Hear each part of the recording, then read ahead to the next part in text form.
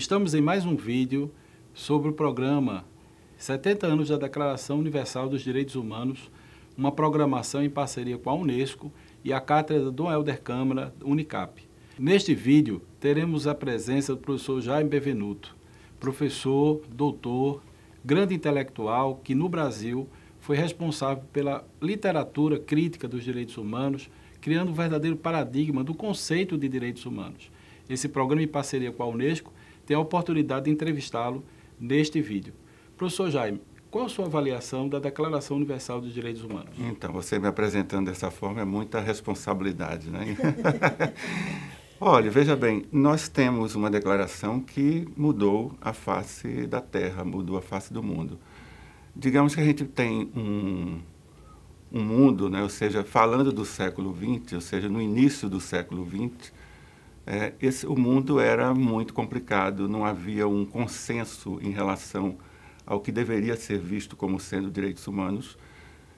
Tivemos duas guerras, né? A Primeira Guerra Mundial, a Segunda Guerra Mundial, uma quantidade enorme de pessoas desapareceu, né? Foi torturada, foi assassinada, né? Então, o que é que a Declaração Universal ela fez?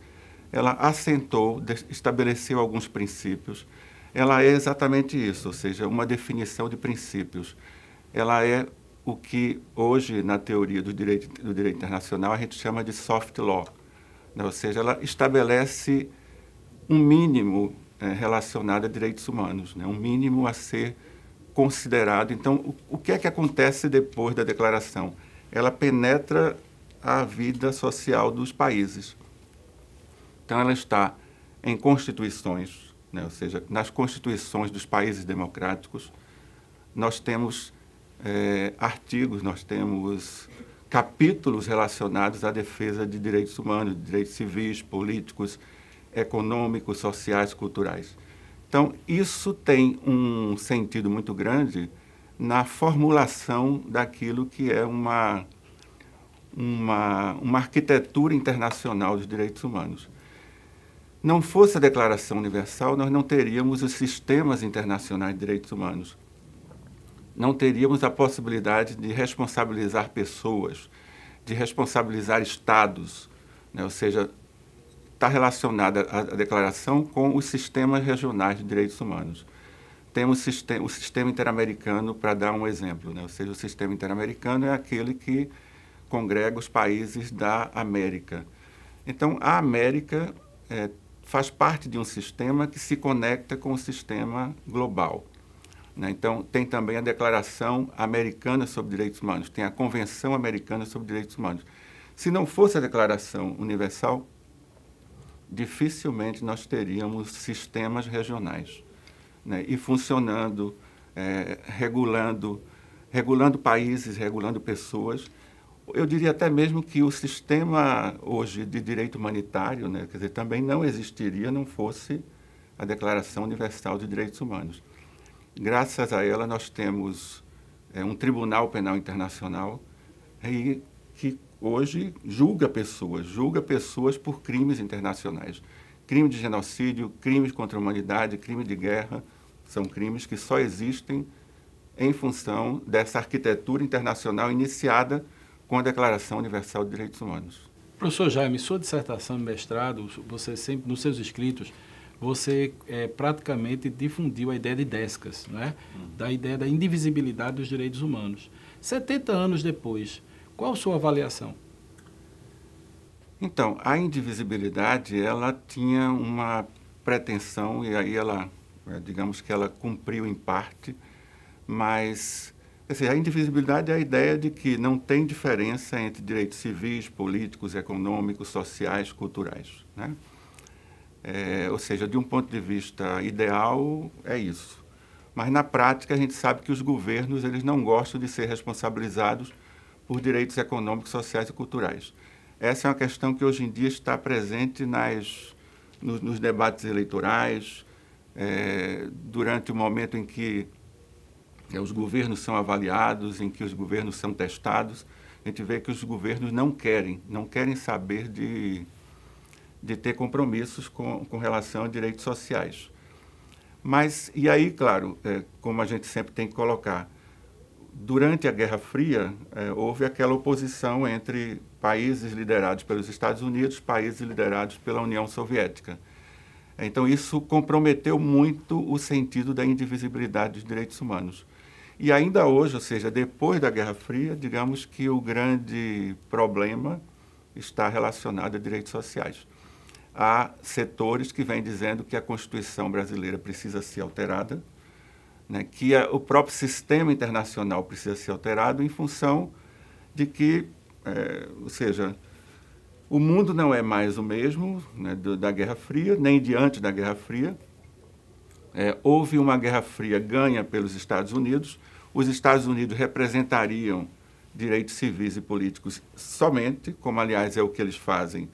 No plano interno, nos Estados Unidos, eles não têm propriamente um compromisso maior ou compromissos maiores com direitos econômicos, sociais e culturais. Então, isso como que reverbera e tem muitas possibilidades. Aí entra já uma parte mais crítica que a gente pode fazer, que é com relação ao futuro, né? O futuro da declaração. Por sinal, essa é a pergunta nesse momento. Para o futuro, o que você imagina que será a Declaração de Direitos Humanos nos próximos anos? Olha, eu acho que é difícil fazer essa avaliação, né? É difícil a gente saber, a gente pensar a respeito do futuro.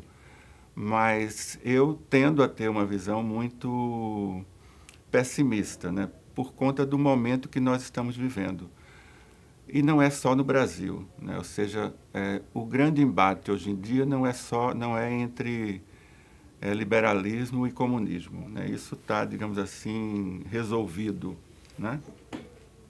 O grande embate é entre o liberalismo e os fascismos, né? As posições autoritárias, né? E tudo indica que onde essas visões chegaram, embora mitigadas, ou seja, não com as características do fascismo do meio do século, onde chegou, há tendências no sentido de retirar direitos, né? Retirar direitos sociais, sobretudo direitos sociais, mas retirar direitos civis também, sobretudo com o controle da mídia, né? E, no plano internacional, eu não tenho dúvida de que isso vai chegar lá também, né? Ou seja, eu diria que, embora não tenha lá tantos elementos nesse sentido, mas talvez o grande objetivo dessas lideranças seja alcançar o sistema internacional.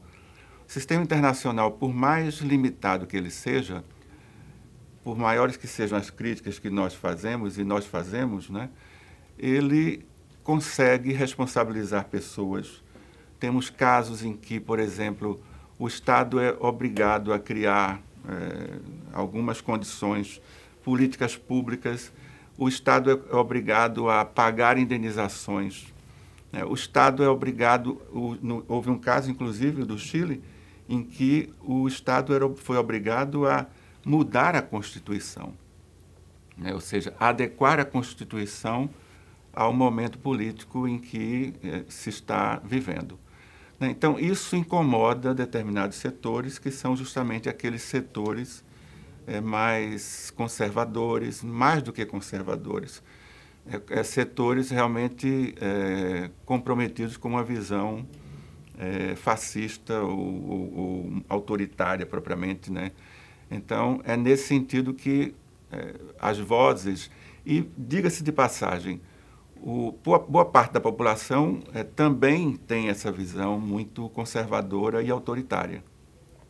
Então, nós vimos, por exemplo, no Brasil, muitas pessoas, ou seja, não é algo isolado, não é algo que está num partido ou no outro, é algo que está presente na visão de muitas pessoas. E eu encontrei um discurso, que é o discurso de que as pessoas têm muitos direitos. Quando elas dizem isso, elas estão falando do outro, né? Elas estão dizendo que os outros têm muitos direitos. Elas não querem, evidentemente, limitar os seus direitos. Mas quando você vincula isso a uma noção de ódio, a uma noção de apartação, né? Ou seja, de seja, de uma certa seletividade em relação a direitos. Então, o que elas podem estar querendo dizer é direitos humanos para quem, como aliás se diz, para humanos direitos, né? Ou seja, para quem é cidadão, como elas consideram como sendo cidadãos, para os outros não. Nesse sentido, ou seja, o que a gente tem visto, por exemplo, no Rio de Janeiro, que tem uma situação, não resta dúvida, caótica, né? Ou seja, em relação à segurança. E em relação a outras questões também, em relação à previdência, em relação a, enfim, à gestão do público, né? do espaço público. Mas em relação à segurança, é uma situação das piores do Brasil e do mundo, né? Então, as pessoas querem uma solução rápida, né? E a solução rápida é o extermínio, como tem acontecido, inclusive com gravações, né? E as pessoas aplaudindo. O mais grave é isso, né? Eu, particularmente, acho que não caberia aos partidos, né? Deveriam estar banidos da vida democrática partidos, candidatos, né? Que defendessem visões autoritárias, anti-Constituição.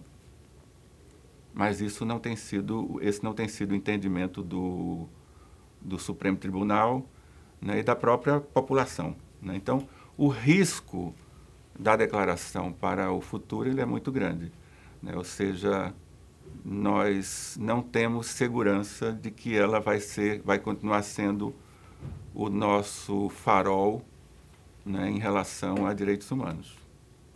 Professor, o senhor falou algo muito importante, quer dizer, apesar de todo esse contexto, há uma esperança. E eu acho que esse sempre foi seu magistério. Aliás, o senhor começou esse projeto aqui na Universidade de cátedra do Helder Câmara há 10 anos atrás, não é? Em linhas gerais, qual a sua conclusão? O que você gostaria de deixar como mensagem nesse vídeo que encerra também esse ciclo de 10 anos depois daqueles vídeos, daquele projeto que o senhor também iniciou nessa mesma universidade? Então, é muito bom, né, ver que a cátedra ela continua, né, que o programa TVDH está aí, firme e forte, que ele é uma possibilidade de diálogo com a sociedade, não só com a comunidade interna da Católica, mas com a comunidade, né, pernambucana. Eu acho que a Universidade Católica tem esse papel, né, que é o papel de, e aí como a sua propaganda diz, ela está aberta, o seu campus é o centro da cidade, e na medida em que se dialoga com professores, com pessoas que atuam na vida social, né, eu acho que cumpre um papel muito grande de estar refletindo e, quem sabe, a gente seja um grande espaço, né, de resistência para que esses sistemas internacionais, para que a Constituição seja mantida, né, para que os direitos humanos que estão presentes na Constituição, nas leis, na Declaração de Direitos Humanos, nas convenções de direitos humanos, tudo isso seja mantido como algo que nos traz essa humanidade. Muito obrigado, professor.